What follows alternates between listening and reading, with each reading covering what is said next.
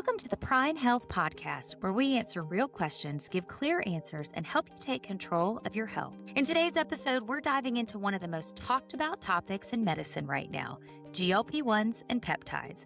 You've seen them in the headlines, you probably know their names by heart, but what's actually real? What's overhyped? And is any of this right for you? Today, we're bringing back Dr. Mona Kennedy, board-certified physician and obesity medicine specialist at PRINE Health, for a conversation that cuts through the noise. No hype, no headlines, just real answers from a physician who works with these medications every single day.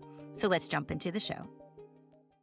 Welcome to the PRINE Health Podcast. I'm your host, Chelsea Clark, and I am so excited to have you join us for episode 3. We are diving into a hot topic. We're talking about GLP-1's, peptides, all the talk about it, all the noise, what works, what doesn't work. And I have one of my very favorite guests who has come back to help us dive into all of this. Please welcome Dr. Mona Kennedy. She is a board-certified family medicine specialist and an obesity medicine specialist. So give it up for Dr. Kennedy. Thank you so much for being back with us today. Thank you so much for having me back. It was so exciting to jump into our very first episode with you where we broke down. And for our listeners, if you did not get to listen to episode 1, Dr. Kennedy really did a deep dive into weight loss and why you're doing everything right and it's not working. And she is so gracious. You were so gracious to come back and help us kind of piggyback on that conversation to jump into GLP-1s because there's so much noise on the internet about these types of medications. And I just can't imagine anyone better to help us dispel all the myths and give us the truth about it. And so we're just going to jump right in and start really, really simple.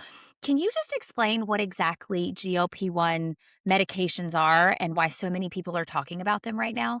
So GLP-1 stands for glucagon-like peptide 1.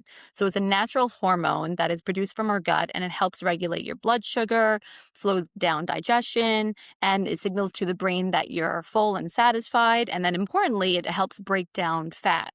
So the synthetic versions of this natural hormone called the GLP-1 agonist, which is the medication that is now on the market, are powerful prescription medications that we use for like diabetes, to obesity, and cardiometabolic disease. So, I'm probably going to sound so, dumb saying this, but even when I first heard about GLP-1s, I wasn't even putting 2 and 2 together that they were also peptides. But now everybody's talking about peptides. And so when people hear these buzzwords of peptides and weight loss injections, I've felt overwhelmed by it. I'm sure other people do too, because how do you know what's right? And it can be very confusing. So how do you break this down and explain it to your patients just of what actually makes sense and what might make sense for them? So peptides are short chain amino acids, which is the building block of protein, and they're chemical messengers for our body to go from the brain to the body or the body to the brain. And then they help regulate process like your appetite, your digestion, your metabolism. And then for weight management, it can drastically reduce hunger with cues from the brain center that says that you're hungry. It also helps to break down the fat, so it signals that process as well. And then we all have natural peptides in our body, so this is just the synthetic version. Okay. So when they talk about the brain gut health connection, this Right. ties directly into that. Can you go a little bit deeper and explain kind of how that works in terms of the GLP-1 medications when it comes to like the appetite and the cravings and the weight loss, and maybe just help us connect the dots on how that process actually works? Sure. So they interact with your brain to increase the signal of feeling full and feeling well fed or satisfied. So it goes into the appetite center of the brain and it tells it like, no, let's stimulate it. You're good, you're well fed. So in the scheme of like your day, you're not having as much input for your food intake. And then it helps slow down digestion. If you have more food staying longer in your stomach, then you're going to feel full longer as well. So it's helping with your Sure. gut signal and also with your brain as well. I think that's why I've heard a lot of people say that it kind of calms the food noise in their Mhm. brain, or they feel like they're more in control of that part of their life when they start this type of treatment. I know too, like there's people, and me included, where it's like I've never ever felt full growing up, and that was part of my struggle with with weight management is I don't know when I'm full. There was like a connector in my brain that wasn't firing properly to give me that signal. And so why do you think it is that people can finally say that? Is it because of how, these medications work, or can you just talk a little bit more about that food noise too? Because I have found the mental part of it, so much more of that is connected once you are on this type of treatment plan. So, as you mentioned, the food noise of that relentless chatter, intrusive thoughts about food, and that cravings that come about when you're not feeling hungry. So, that reduces all of those signals with these peptide medications. They physically alter your brain chemistry and the biological reward signaling with the hunger cues to then quiet it down, and then the food noise is gone. I mean, it's just fascinating. It's And it, fascinating how all of that is connected. And, now we're seeing these medications everywhere. I remember Mhm. when the first medications came out, I think people were accusing Kim Kardashian of taking Ozempic. And because it had always been prescribed for type 2 diabetics, and then there was a shortage because we were still coming off of the Mhm. COVID production line problems and things. And then people were outraged that she would take away medication from type 2 diabetics. Like I'm like, how can you blame that on one person? But, anyways, so that was the first, media focus around these type of medications that people are like, wait, what's happening? Right. And now it's everywhere from social media to celebrity conversations. People aren't hiding behind it anymore. Now you have so many more different versions. Why do you think that has become such a more acceptable practice now, or why, it's become so much more wildly used over the past, let's say, even year? So, like you said, the hype was happening after like the Kim Kardashian, and then saw like, well, it worked for her, and then what can it work for me? And then the truth is, these medications really do work, and they work really well. For a majority of patients on the GLP-1 peptide medications, you can lose up to 20% or more of your excess body weight. That's a significant number to make a health impact. And there's now a one a day pill version for many of these medications. So for anyone that does not want to do injection or has the needle phobia, now there's a pill version. And now, which I'm really excited about, Medicare is now going to cover next week for these medications for a flat $50 fee. So now it's affordable, Wow. it's an easy pill you can take or weekly injection. So now it's more common just because it's so much more accessible. That's a huge change from where this was even 4 years ago, Right. and how people were talking about it. It has kind of become all the rage. So, what does, like, a realistic weight loss journey look like for someone who is on a GLP-1 medication? Because I know you said there's all these different kinds. So, walk us through what that journey in realistic, like, non-celebrity, like Joe Schmo or Jane Doe at home that's like, I want help in my weight loss journey. What would this look like for the rest of us? So you always start out with the lowest dose, whether it's pill or injection, and then we want to titrate up according to your body needs. Are you having any potential side effects? And that titration up is going to help guide you so that you can get the most weight loss maximal out. And weight is not only fat, it could be water, muscle, and fat. So the weight loss journey still encompasses needing to do dieting and exercise, but now with the aid of medication. So, this is not necessarily a quick fix. And I think it's important for us to address that. I mean, because what should people expect in terms of long term from being on a GLP-1 medication? So, obesity, just like hypertension or diabetes, is a chronic disease and it requires chronic treatment. So, obesity then, therefore, should have a chronic long term use of either GLP-1 medication. And then, have I prescribed it for short term use for individuals? Yes. But then at the end, when they hit their goal, there has to be that continued healthy lifestyle, diet, the exercise plan in place in order to come off of medication. I've seen a lot of debate too online, and I think it just depends on what side of the fence you sit on, or maybe what product you're pushing, or what goal you align more with, or agenda you align more with. But I hear a lot of people saying this is an easy way out. This isn't lasting. This should not be what you need to do. You need to do more holistic. You hear both sides of the argument. What's your response to that? So as much as it does seem that it can be a miracle medication, it really does work the best with a coupled healthy nutritional plan, the exercise regimen, because you do want to maximize your fat loss but minimize your muscle loss. So you want to do the Sure. weight training, the protein intake to keep your muscle mass up so that you don't have the muscle wasting that can be a potential side effect. And as we discussed in the previous podcast, there are many factors that can contribute to weight gain, especially hormonal. So it only is natural that you have a hormonal based approach to helping with your weight gain.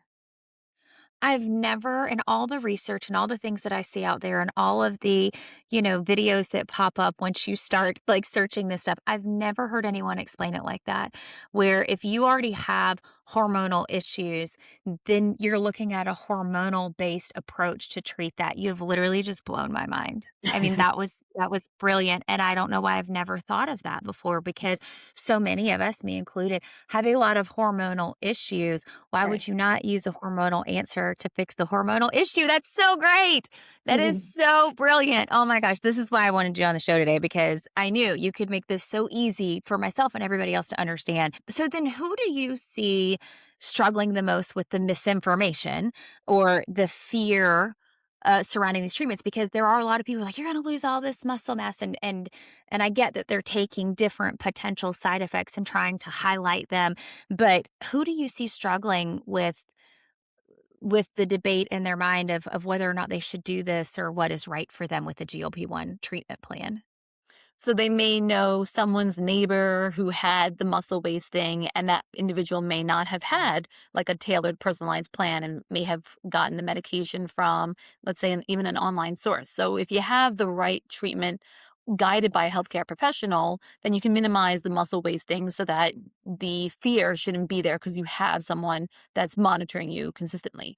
There's also, the potential of like, oh, is this going to hurt me in the long term? Well, it's been proven benefits to actually help with organ health, especially like kidneys. So I think the misinformation of, oh, this might be new, it might hurt me. We've had more and more studies just coming out every week showing how beneficial they are for many of your organs. You hit on something really great there of when you talked about, am I just getting this from a random online source? Do I actually have a personalized plan? It went through that years ago when it first came out of going to a very good friend of mine who has her own private practice. And this is when they were giving reps were just stocking different Mm, doctors' offices with Ozempic samples, and doctors were giving the samples out mhm. without having a tailored plan. And so, knowing that I was starting to, and I was also just learning at the time that I was having hormonal issues with my thyroid and things like that. So, she was trying to do the hormonal treatment plan approach to it, like you mentioned, but it was like, okay, take these samples. Well, this is not a sample Right. approach. And so she was giving me the samples, but then insurance wasn't approving because this was, oh my gosh, this was 4 or 5 years ago. Mm. And so then it was a start stop approach and there was minimal to no supervision over it. I've been down that road where I had crazy side effects, but I had no outlined plan. It was, oh, just take this because you need it right now. But then what happens if I can't get it? That start stop approach is unbelievably unhealthy and it made me very fearful of what GLP-1 medications and peptide therapies looked like as it became more popular. So I love that you said that about a personalized plan because I truly do not think you can do this outside of that. I don't think you can do it just by ordering something online from whatever company, whether a celebrity is backed with it or it's a wellness based. I think you need to have that hands on approach because outside of that, yes, you can have crazy side effects or not the result that you want. And I experienced that firsthand and it was rough. How do you determine if a patient or potential patient is sitting in front of you that they would actually be a good candidate? If we're going down that personalized plan approach, what things do you put in place to see if this would even be a proper weight management therapy for them? So pretty much if they have like clinical criteria, especially any comorbidities like a family history of obesity, do they have sleep apnea, kidney disease, presence of diabetes, all of these can improve with the GLP-1s, or just someone simply struggling that diet and exercise just didn't work and their BMI is over 30, then they all these are good individual candidates for GLP-1 therapy. Are there common patterns that you see, like insulin resistance or metabolic issues, that make someone that could be more likely to benefit from this? Definitely. So anyone with insulin resistance, prediabetes, or diabetes do have the most benefit from the GLP-1. Now, most benefit doesn't automatically equate to the most weight loss, but the reversal of the insulin resistance decrease risk of cardiometabolic factors like heart attacks and strokes. They all get improved metrics with the GLP-1 medications. Well, and true, like if you have a patient that is losing 30 to 40 pounds, think about like the difference they feel on a day to day basis. They're going to sleep better. Their joint pain is going to start to Mhm. diminish because they're not carrying around that extra weight. They're not going to be huffing and puffing walking up the stairs anymore. I mean, their quality of life, the day to day life, can significantly improve as well. What do you think are some of the biggest mistakes that people make when they're trying to access or use these medications without proper guidance?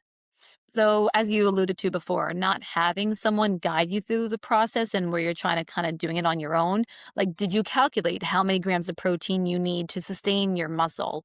So you don't have the muscle weight loss. You want to maximize fat weight loss. So, having kind of this throwing in the dark, I think I'll try this myself, is not a good idea. Also, the stopping and starting approach, maybe they went too high of a dose too quickly because someone didn't tell them, like, no, you need to be on this dose for this length of time first. That stopping and starting can either dissuade someone from wanting to start it on again, but more importantly, any weight gain that happens after abruptly stopping any GLP-1 is actually more fat weight regain compared to full pre-medication status of muscle and fat. So you actually might hurt yourself more in the long term if you do Mhm. abruptly stopping and starting of these medications off and on. And then improper nutrition that is not tied into making sure you're getting all your macronutrients, but also just your vitamins and minerals too. Where do you see GLP-1s fitting into this bigger picture of metabolic health? Because they're here to stay. They're not going anywhere anytime soon. So, in terms of long-term wellness, where do you see them fitting in the scope of the direction that medicine is going in? I think they're the new wave of medication in the pharmacological world. And there will be Mhm. about 10 new medications in the next 2 years that are going to be along the Wow. same line as the GLP-1s, but they're actually going to be stronger and better, which is even hard to imagine because you're like, wow, this is really potent already. And there's going to be ones that are stronger and better. Yeah. And triple acting, not just dual acting. So it's going to Wow. really reverse a ton of chronic metabolic diseases that are already at play now. I'm assuming the goal in creating these that are more potent are going to be to tackle other metabolic issues, other health issues. I mean, I even saw something where GLP-1s could potentially help psoriasis patients because of reducing the inflammation. So, am I in the correct thought process of all these different issues that people have? We're going to start seeing these medications tackling multiple issues because of what is going to be coming out on the market over the next 2 years? Yes. So for the past couple of years, there were many studies showing, is it just the pure weight loss that was making all the improvements in skin conditions, kidney function? And the answer was actually no. Regardless of the amount of weight loss, the reduction in inflammation seen from the medication effects was doing more of the beneficial result than just pure weight loss. So for, like, let's say, like osteoarthritis of your knees, 1 pound of weight is equivalent to 4 pounds of pressure on the knee. So the Oh, amount of wow. weight loss, so if you lost, like 40 pounds, that's 160 pounds of pressure. You're taking a grown man off your knees. Um, Wow. but also the inflammatory markers that were measured, like pre-medication and afterwards, were also drastically reduced. That's just wildly fascinating because when you think about inflammation, I don't think, and I say this because I have psoriasis, and when I think about different issues that I've had health-wise, you don't fully know how to wrap your brain around what inflammation's actually doing. It is the internal red flag all Right. throughout your body, and how drastically you need that to change because the higher your inflammation is, and correct me if I'm wrong, it literally affects everything else, and it lends to all of these other problems, and reducing that it dramatically changes whatever your true metabolic age is too, I would think. Um, Correct? As that's that true. lowers? No, that is interesting. I wonder if there will be like more studies coming out showing any slowing down process of like aging. That would be interesting if we I know. consistently. I mean, that's what I'm thinking. I'm like, wait a second now. Yeah, Like maybe my metabolic age was 65 when I had all this extra weight on me and I, was highly inflamed. But now that I've lost X amount of weight, like what's my true metabolic age? I mean, I think there's a heavy correlation between that if you're reducing the inflammation as well, which is happening 100%. when you're losing the weight. I mean, So, everything in you our know, body is inflammation from, just the hormonal signals and everything. But having that like low level is going to keep you healthy longer. But all diseases, diabetes, cancer, thyroid, like it's all inflammation of the body. So if you reduce that, mhm. then, I'm also waiting for more studies to come out saying that there's like reduction in cancer rates, which I think they've already shown now for breast cancer reduction. Just waiting for like all cancer reduction studies to come down saying like GLP-1s are helping it. I think it's absolutely fascinating. And I see this, and I want to get your opinion. Like, do you think this is a standalone treatment? Is it going to be integrated down the road as a larger health strategy? Is it going from standalone to a larger health strategy? Like, what is the direction of what this looks like right now? I think it could be either one. So you can do standalone or part of the larger picture. So I have some diabetics that are only on a GLP-1 agonist and they're doing wonderfully. And then I Oh, have good. others where it's the next added benefit to their medication regimen, like let's say chronic kidney disease. Right. So that's a really good point because if we have somebody listening and they're going, okay, this might be me, or I've been doing research, what would the next step be for them if they wanted to take what they've learned from this episode and then act upon it? Yep. So I would say, like, make an appointment with a physician, go over the current clinical criteria to see if you qualify. Maybe consider lab work, sleep study that can help uh, show the benefits would be for you for the medication. Consider if you want injection versus pill, and then submit for prior authorization to insurance and try to get coverage. Otherwise, there's now out of pocket costs for a much reduced rate through the manufacturers of. Um, Novo Nordic and Eli Lilly. I think it's really important to note too, because as I was going through the initial phases of my health journey, some providers will not. They'll say, "Oh, I think you need to be on one of these medications," but we don't handle that because there is a lot of touch points in that specialized plan, and Right. so sometimes that can be frustrating for patients. Like, well, I went to my primary or I went to my endocrinologist, and they're telling me I need this, but they won't provide it because they don't want the oversight of it because they're too busy with everything else.